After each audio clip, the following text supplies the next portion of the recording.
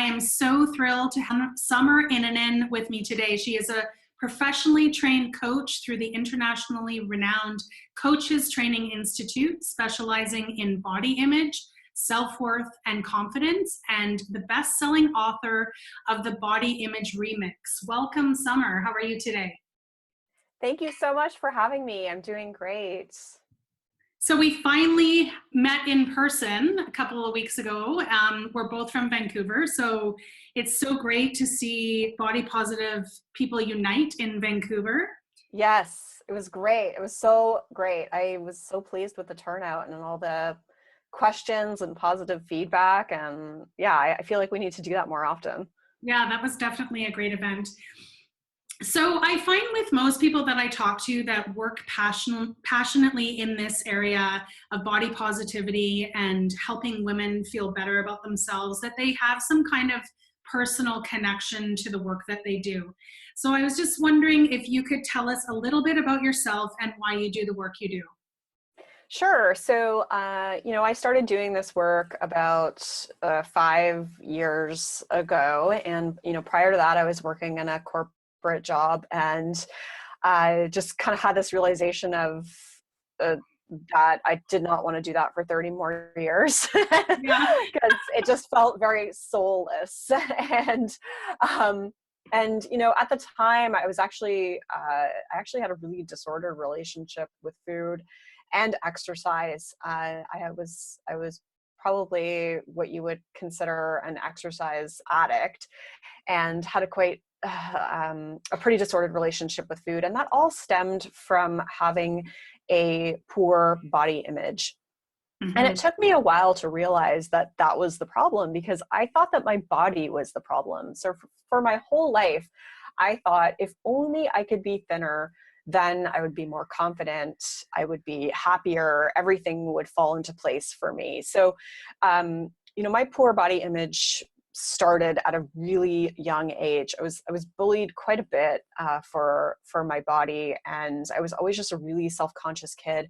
My mom was a chronic dieter, and I just, like many people, developed a belief that my body wasn't good enough, and that I wasn't good enough, and that if I was smaller, things would be better. And so I thought that food was the solution to that, and that exercise was the solution to that. I thought, okay, just need to get things in order, and then everything's like, I'll look a certain way and I'll feel amazing and life will just be good. And that obsession eventually took a toll on my health, and I had a real hormonal imbalance and disruption that required some medical attention because of it. And to be honest, I was shocked, because I thought I was quote unquote healthy. Like, at the time, I was a nutritionist. So I left the corporate world to go and become a nutritionist because I was so obsessed with quote unquote health, which was actually very disordered. And when I had that wake up call moment, when I realized that everything that I thought I was doing that was healthy was actually making me sicker and more miserable, that's when I realized that changing the way I felt about myself was really the root of the issue. And so I put in a ton of effort into feeling better in who I was, and healing my relationship with food and exercise, and developing a sense of self-worth outside of my appearance and what other people thought of me. And through doing that, I realized how diet culture is so manipulative. And I realized how so many women are walking around thinking that their bodies are problems, or that they are a problem, and that they just need to fix themselves and everything would be better. And the truth, that's not the truth. That these thoughts that we have about ourselves are socially conditioned. They're not the truth. We're not born hating our bodies. It's not normal to feel that way. And I have this fire inside of me to help other people realize that, and to take back their time and their mental energy and their money, and experience fulfillment in their lives without it being conditional on the way that they look. And so that's why I do the work that I do now. And I went back to become a, professionally trained life coach. So that's my angle on it in terms of how I help people. And it's awesome. I love it. And I'm always really passionate about it because it's pretty easy for me to see diet culture in our everyday life. And that just gets me more fired up to want other people to break free from it. Wow, that's amazing. And I mean, I relate to that on so many levels. So much of what you just said. I mean, I've in my adult life been 120 pounds all the way up to 240 pounds, and there's been many times where I've just felt the same about myself, and it was low self-esteem, and it's like there was 100-pound differential there. So it isn't necessarily about the size of your body, and I've had many clients that have lost 100 pounds to only feel the same way and still struggle with those issues of self-worth and self-body love and building confidence. So I fully agree with what you're saying there. It's a really big problem in our society. So, I mean, I think that you've really answered why, but the next question was, why do you feel it's important for women to free themselves of diet culture? What happened in your life when you finally did that? Yeah, so I think, it's so important to free ourselves because we don't even really know that we're under its influence. Like I said, I think we think that we are the problem, and it's really this dictatorship where what we eat, what we wear, and how we treat our body is intertwined with a desire to be smaller.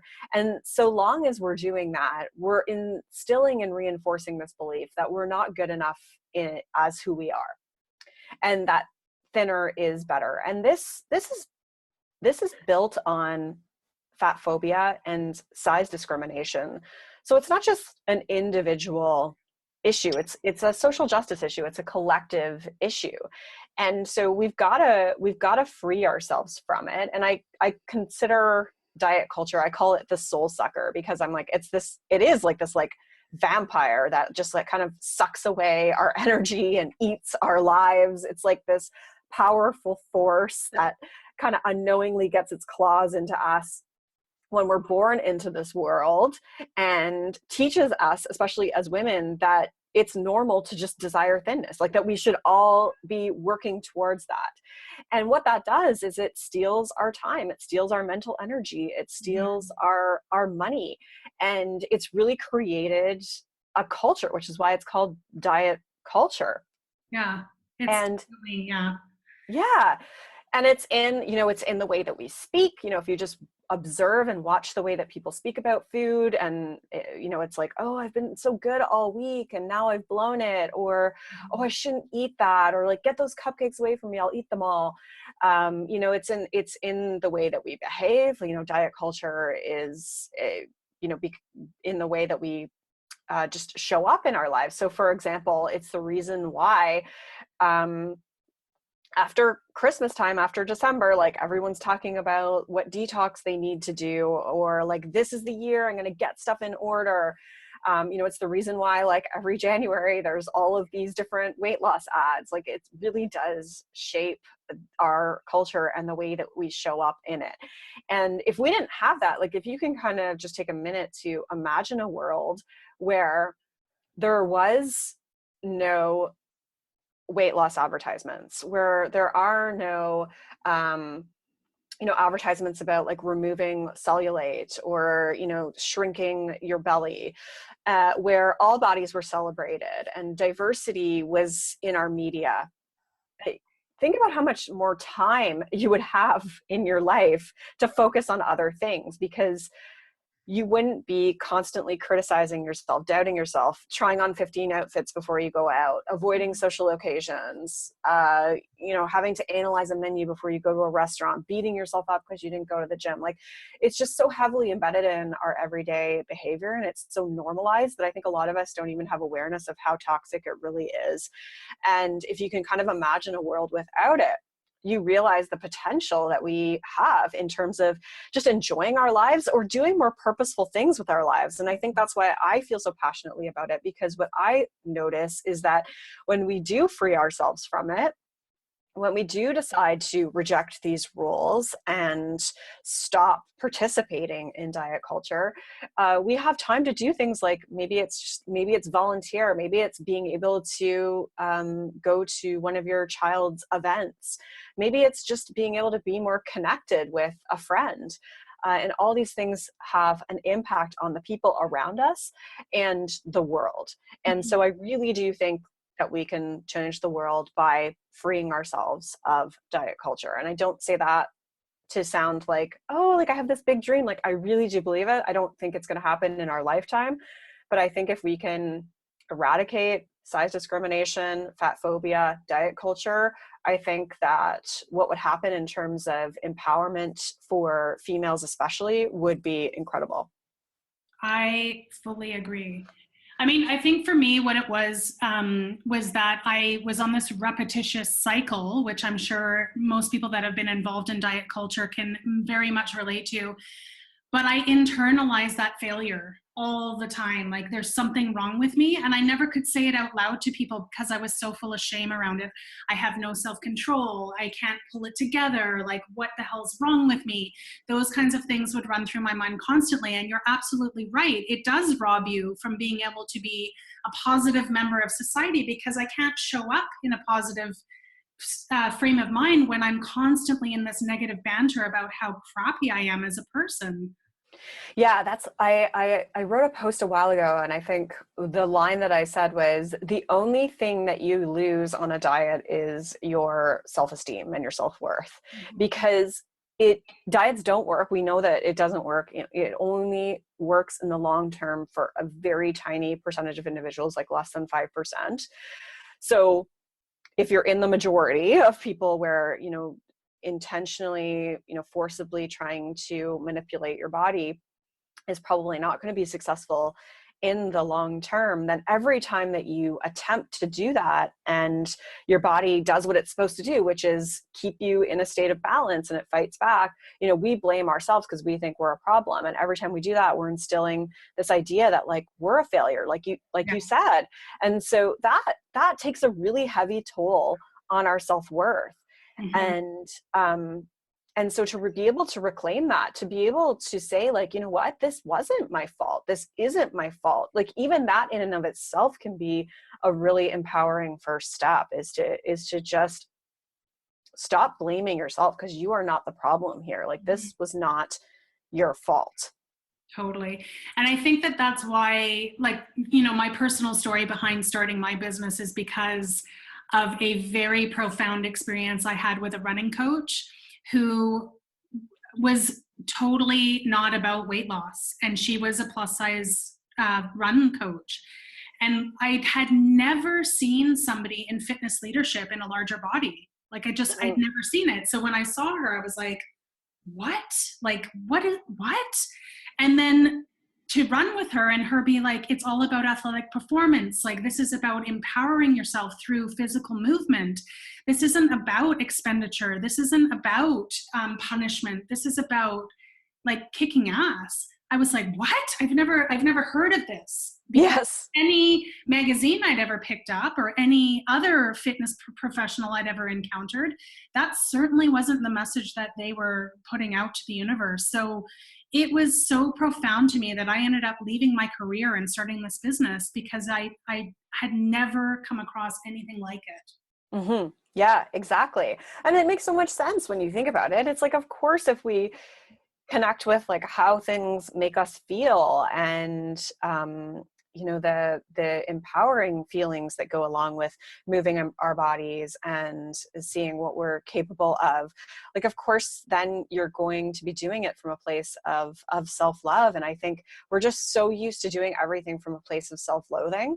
Mm-hmm. And this like in this desire to fix ourselves, that it's actually really hard to reframe that relationship. Like it's actually very hard for people to then think like, well, why would I move my body if I'm not trying to lose weight? Or like, why would I eat broccoli if I'm not like on a diet?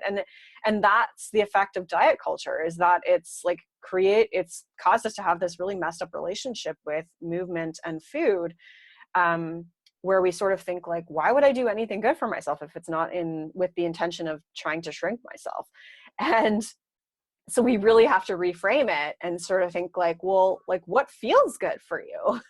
You know, and like, and like, what do you, you know, why would you want to, you know, what are some other reasons why you'd want to move your body or eat things that, you know, might give you more energy or whatever? Like we have to take it away from this place of trying to fix ourselves and thinking that there's something wrong with us. Absolutely. And that's what I try to do within my programs, is really show people other benchmarks and other ways to measure success. And literally in fitness, there are endless amounts of ways to measure success that don't involve ever standing on the scale. Unfortunately, we have been conditioned by many different health and fitness institutes that the only measure for success is by way of a measuring tape and a scale. So, Mm-hmm. you know, it really does taint what physical movement can mean for someone. And for me, like, it's such a big part of my life and such a positive force in my life that I think that that's highway robbery. It is. It is. Yeah, so that is fascinating. That's awesome. I'm curious because I went through your website, and at the end of this interview, I want you to leave your details for everyone to go and have a look, because your website's phenomenal. We talked about that before the interview. Thank you. I wanted to ask you how you help women change their mindset and find self-love, because obviously that isn't a really easy thing to do in today's society. Mm-hmm. Yeah. So I think it's twofold. So, but before I talk about the twofold part, let me just reiterate something, which I already said, but I think first it's really understanding that you were not born hating your body. So Mhm. the negative thoughts and feelings that you have about your body or yourself are not your fault. These are learned. These are socially conditioned. And you can start to bring awareness to all the culturally imposed expectations that have been put on us as women. And it goes beyond just our bodies. You know, if you think about all the different beauty standards, if you think about, you know, we have to look younger, we have to look smaller, and then beauty standards are always changing. So, you know, now it's like you have to have a bigger, like a more of an hourglass shape. Like it's just, it's always changing, and it's totally unnatural to be manipulating your body like that, because body diversity is a real thing. But it's important to start to bring awareness to like the culturally imposed expectations so that you can just be more media literate. So just take a look around, like look when you're watching TV or when you're reading a magazine, and just be really conscious of like, are these advertisements making me feel like I'm good enough, or are they telling me that there's something wrong with me and that I'm not good enough as I am? And I think once you open your eye to that, you're going to see like, wow, this stuff is really insidious, and it's sometimes subtle and sometimes really overt. But all of those messages are constantly going into our consciousness and then our subconsciousness, and instilling this belief that who we are isn't good enough. But it goes beyond beauty standards. It goes into all these different expectations that have been put on us as women. So you have to, you know, be career driven. You have to be a perfect mother. Like motherhood in and of itself, the expectations around that are so heavy. And you know, we have to be a perfect caregiver to the other people in our lives, like whether that's even just friendship or looking after our aging parents, or, you know, looking after our partners. All of these different roles and expectations that have been put on us as women. Oh, and we have to be like sex goddesses too. Oh, totally. You know, like if you think about like the weight that puts on us, and then what happens is then we put those expectations back on ourselves. So then we start to think, oh, I should be this, I should be doing that. And we're going through the day like shitting all over ourselves is what I say. Like we're just constantly thinking like, I should do this, I should be more productive, I should have done that, like, oh, I should have been more prepared, oh, I should really go to the gym, like all these different things. And so it's really important to realize that that's not your fault. Like we've learned that. So the reason why you're so hard on yourself is because we've been socially conditioned to be that way. So that's just one thing that I need people to realize when we talk about changing their mindset. And then in terms of actually changing your mindset and cultivating a sense of worth, it's twofold. So one is by changing the thoughts and beliefs that we have about ourselves. And so changing those thoughts and beliefs to support a belief that we are good enough exactly as we are and that we are valuable to this world. And there's a lot of different tools and techniques to help someone do that. A lot of it is just starting to realize, like, okay, these thoughts aren't my own, like these are learned thoughts.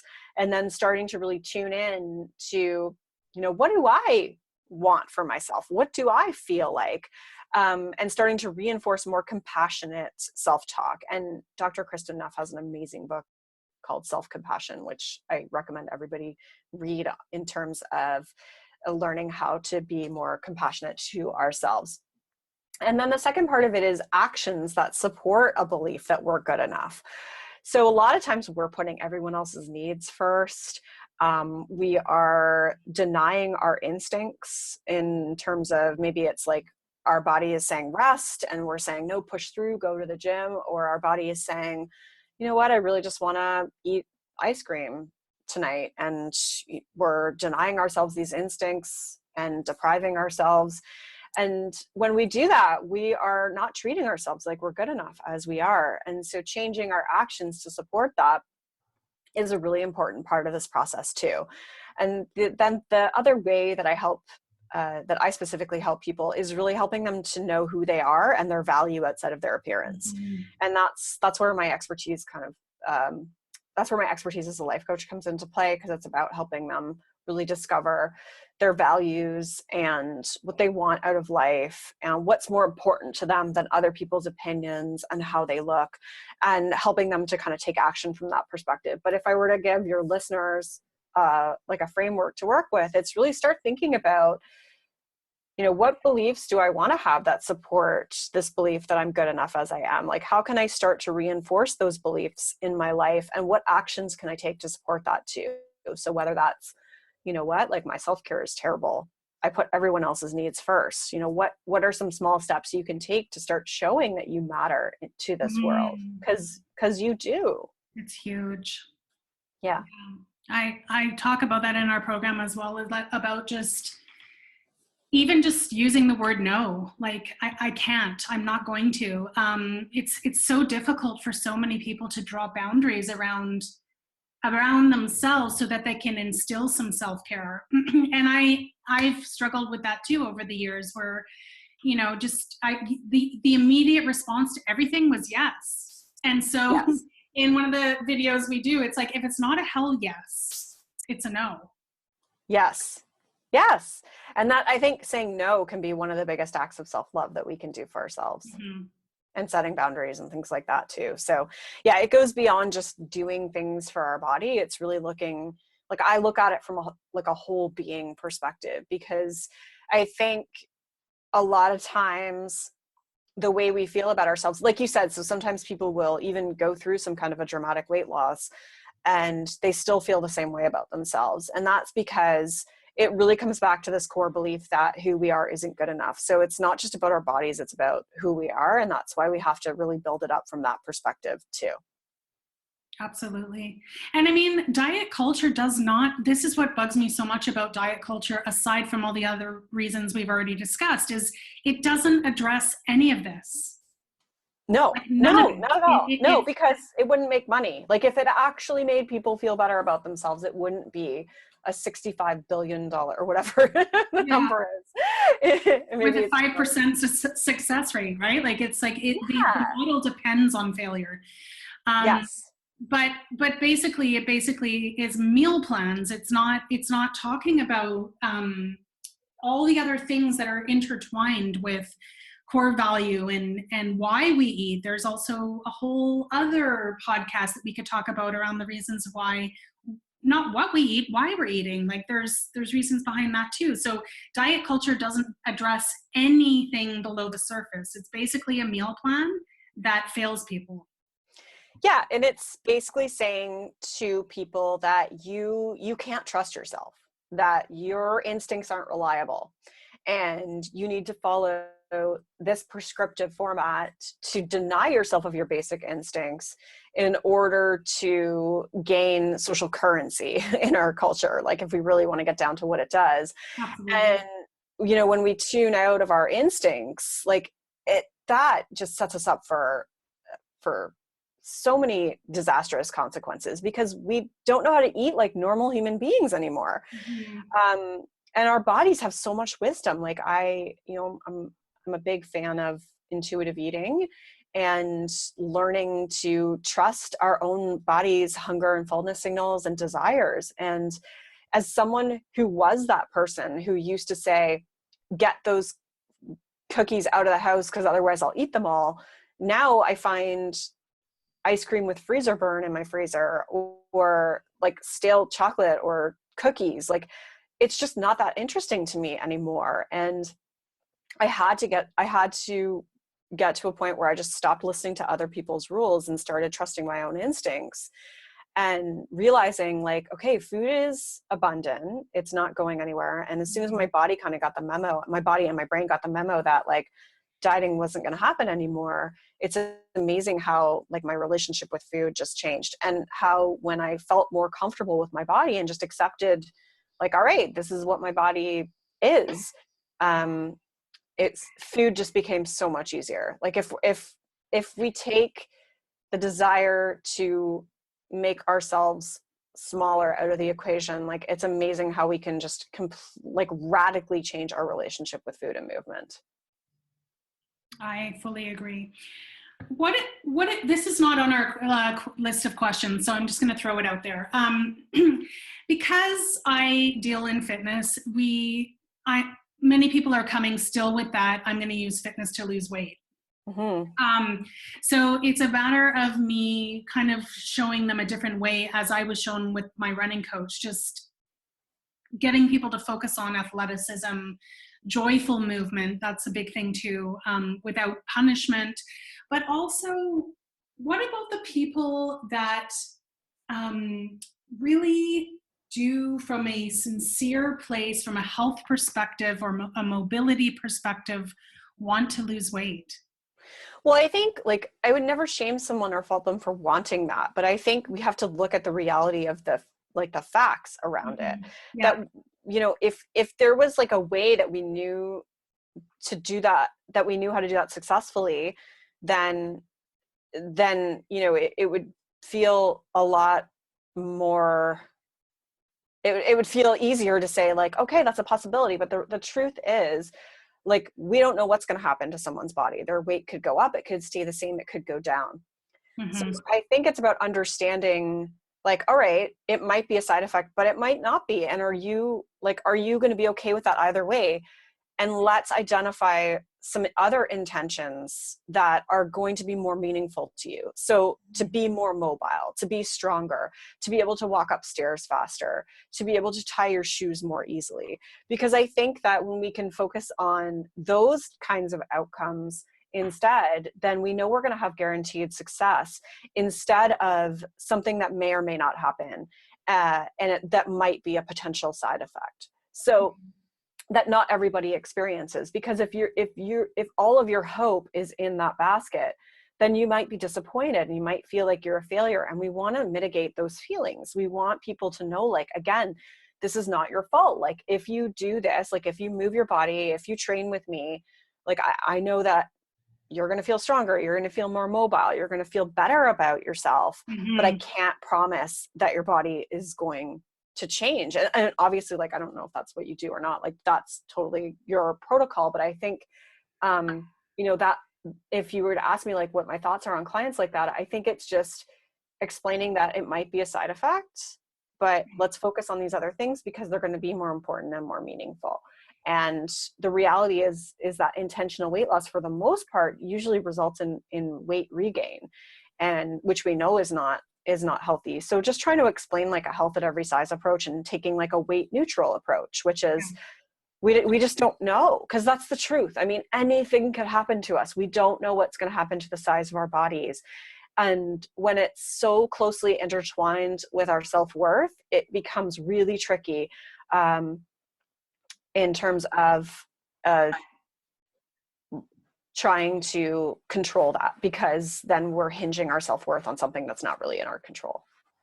And that's exactly what I do say to certain clients is focus on these other things, the other goals. And then sometimes a byproduct of that is weight loss, but that is certainly not our focus. And because I've seen many people come in and do Dr. Bernstein simultaneously with my program, where I will try to like have them not do that, because Dr. Bernstein is telling people to It's not the worst. exercise. It's the, well, because it's like They don't have enough calories. It's starvation. It is probably the worst thing that you could do. It is the worst. I've seen, it's like, basically saying like, I'm going to be bigger, like you're saying, which wouldn't be a problem if we didn't live in a fat phobic society, but that's what you're signing up for, is rebound weight gain. Yeah. And that's exactly what's happened, unfortunately. And yeah, and how devastating. So yeah. And again, it's not the person's fault. Like they don't No. know. And that's what's so, heartbreaking to see, is just how this culture and these diet peddlers have been so manipulative with their marketing. And then they put the blame on the individual for it not being quote unquote successful. Mhm. And the damage that can do to somebody's self-worth is just, it's awful. So I think, again, it's just like everybody listening, like it's not your fault. And it's not your fault to want weight loss. We've been programmed to want that. So even when I work with people, they're kind of hoping that that's going to happen eventually. Like if they learn how to eat normally, and if they're doing things from a place of self-love instead of self-hate, they still want that. I'm like, that's normal. Like that, it's normal to want that, because we've been so conditioned to want that. So to really kind of let that desire go, it's not just something you can switch off. That takes a really long time. And it comes from fully accepting yourself and getting to a point where you're just like, this is my body, and my life is so much better now that I've accepted it, that I'm able to really let that go. Mm-hmm. And the last couple of questions here, I love that, by the way, just letting it go, because for me, that was the ultimate freedom. Like, yes. I feel like an absolutely different person, the ultimate freedom. When I started running with that coach, I did for 12 weeks, and it really, really changed my life on every level. Yes. And so what do you think about, what do you want for all women in society at this moment? I want them to realize how badass they already are. And I want them to see their value beyond the way that they look, and to know that they are good enough just as they are, that they're a gift to this world, that no one else on this earth is them, and that they are here for more than just gaining approval from somebody else or conforming to society standards. And I mean, it's simple, but I want people to realize that they're already these badass women, and they just don't know it yet, and they don't need to be fixed. They just need to realize that they are. Awesome. I fully agree. Can you let our listeners know what current projects you have on the go, and where they can find you to learn more about your amazing work? Sure. So everything is at summerinnanen.com, or you can just go to thebodyimagecoach.com. And what you'll find there is a link to, I have a podcast. So it's called Fearless Rebel Radio. It's on iTunes and Stitcher and YouTube. You can find links to that all on my website. I have a book. It's called The Body Image Remix. Also, you can find that on my website. And then I'm the creator of a program called You on Fire, which is a 3-month group program that helps women to stop living behind the number on the scale, and to realize that they are already the badass women they want to be. So all of that's at summerinnanen.com. And then I'm on social media too. So I'm on Instagram and Facebook and Twitter, all as Summer Innanen. And I highly recommend that you check out Summer's all her outlets, the website, her social content. There's a lot of resources there. It's very rich with information, and I'm so grateful that you came on today. It has been a great conversation. I know for sure that this interview is going to help many women. Thank you so much. Thank you.